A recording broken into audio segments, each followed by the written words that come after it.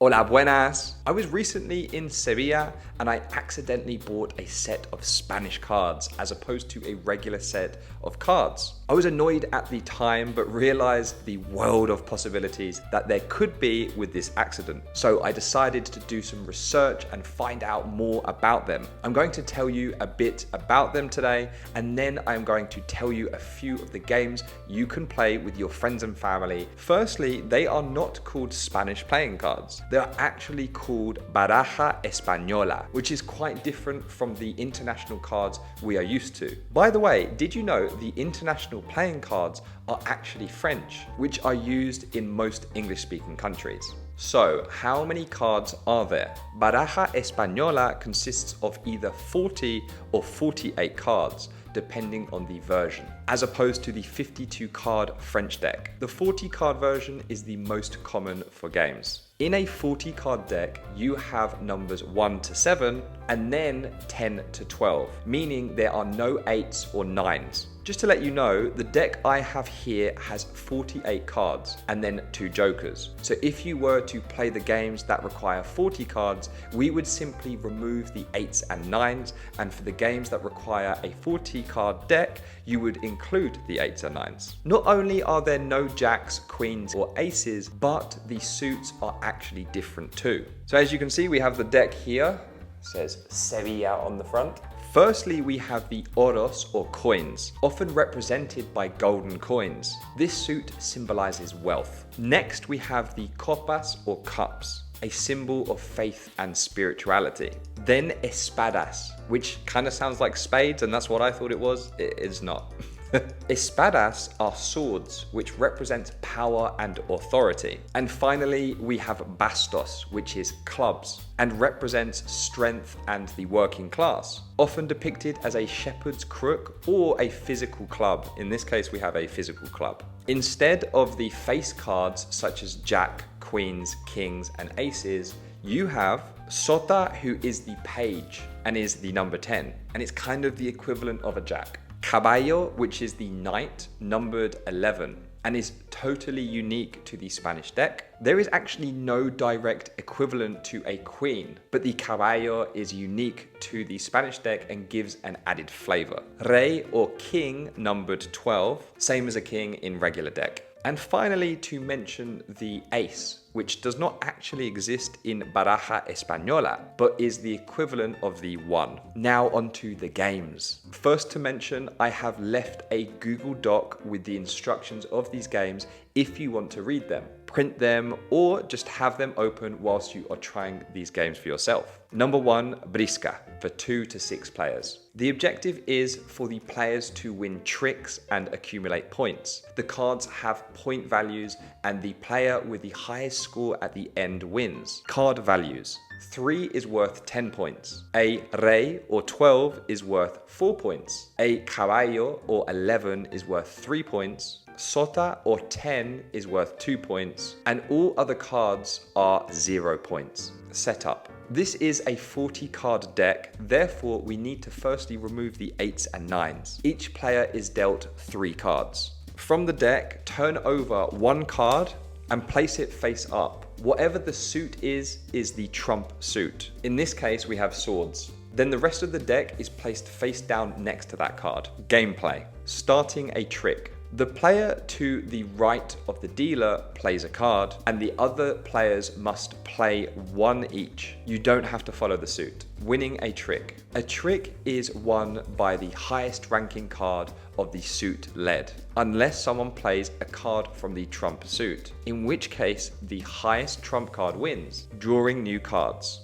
After each trick, the players draw a new card from the deck, starting with the player who won the trick. End of the round. Once the deck is depleted and all cards are played, count up the points of the cards won in tricks. Game number 2 now is Tute, which is for 2 to 4 players. The goal in Tute is to win tricks that contain valuable cards, similar to Brisca, but with more complex strategy. Card values. Rey or 12 is 10 points. Caballo or 11 is 5 points. Sota or 10 is 2 points. And all other cards are 0 points. Setup. Once again, we use a 40 card deck so we can remove the 8s and 9s. Players are dealt 8 cards this time, so it's a lot more than last time. The rest of the deck becomes the draw pile. The first card of the draw pile is flipped over to reveal the trump suit. The first card of the draw pile is flipped over to reveal the trump suit. In this case, we have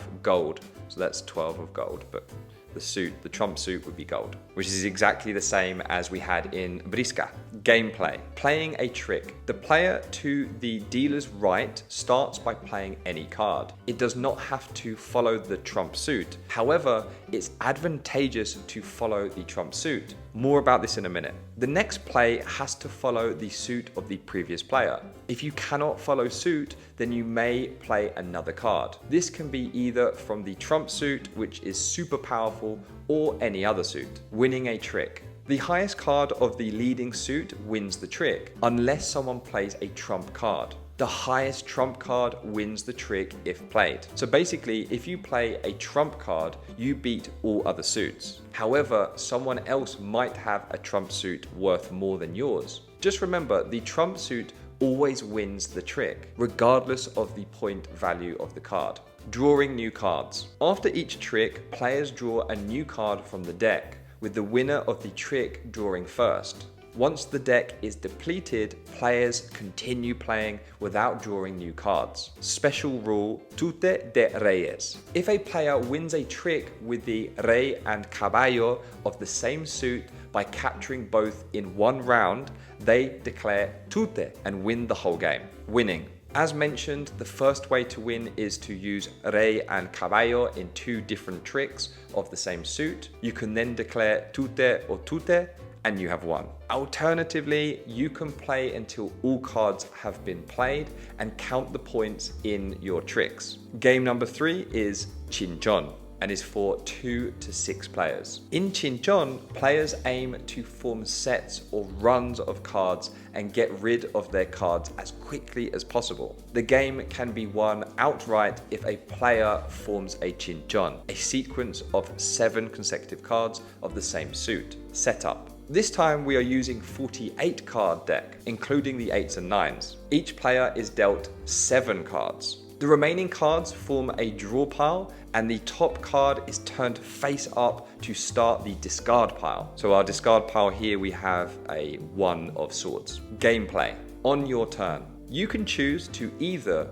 draw the top card from the draw pile or take the top card from the discard pile. After drawing a card, you must discard 1 card, placing it face up on the discard pile, forming sets or runs. Players aim to form sets which are 3 or more cards of the same rank, e.g. 3 7s, and runs which are 3 or more consecutive cards of the same suit, e.g. 3 4 5 of cups. At any time during your turn, if your hand is organized into sets and or runs, you can lay down your cards and end the round. Ending a round. After a player lays down their hand, the other players can also lay down any sets or runs they've formed. Cards that cannot be grouped into sets or runs remain in your hand and count against you as penalty points. Scoring. After a round ends, any remaining cards in your hand count as penalty points based on their face value. Cards from 1 to 9 are worth their face value. Sota, so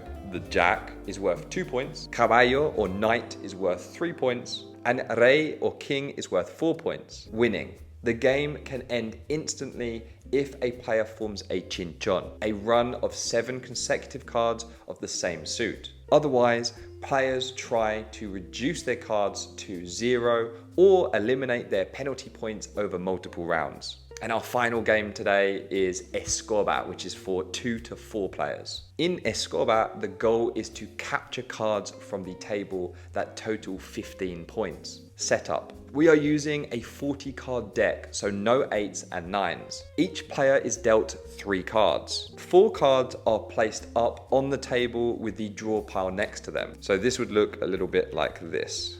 We'd have our 4 cards like this. Playing cards. On your turn, you can play 1 card from your hand to capture cards from the table that add up to 15. Once you capture the cards, they are no longer available for other players. For example, if there is a 7 and a 6 on the table, you can play a 2 from your hand to capture those cards. 7 plus 6 plus 2 is 15. Card values. Cards 1 to 7 are worth their face values. Sota or 10 is 2 points. Caballo or 11 is 3 points. And Rey or 12 is 4 points. An important notice here, for scoring purposes, whilst the Sota is worth 2 points at the end of the round, it counts as 10 when calculating totals to reach 15. Gameplay. Escoba. If you clear all of the cards from the table in one turn, it's called an escoba, or broom in English, and you score an extra point. Dealing new cards. After all players have played their 3 cards, each player is dealt another 3 cards, and the game continues. In Escoba, if a player cannot play a card that adds up to 15 during their turn, they simply draw a card from the draw pile. This card is added to their hand without needing to discard any cards. The game continues with the player attempting to make a valid move on their next turn. If the draw pile is exhausted, players will continue the game with the cards they have remaining in their hand. End of the round. The round ends when the deck is exhausted and all cards have been played. Scoring. 1 point for each Escoba. 1 point for having the most cards of the Oros suit. 1 point for having the 7 of Oros, known as the Siete de Oros or Gold 7. 1 point for the player with the most 7s. Well, that's all we have time for today. I hope you are ready to shuffle up some fun and deal yourself into these card games. Whether you're a seasoned player or drawn your first card, I'd love to hear if you've played these games before or if you're about to ace them for the first time. If all of this seems a little bit overwhelming, don't worry, I felt the same too, and that's why I've put the document in the description. I really recommend that if you get yourself a set of Spanish playing cards, you check out that document, just have a read through and see if you can play a few games with your friends. Until next time, may your day be filled with royal flushes and no jokers. Thanks for watching and have a great day. Cheers.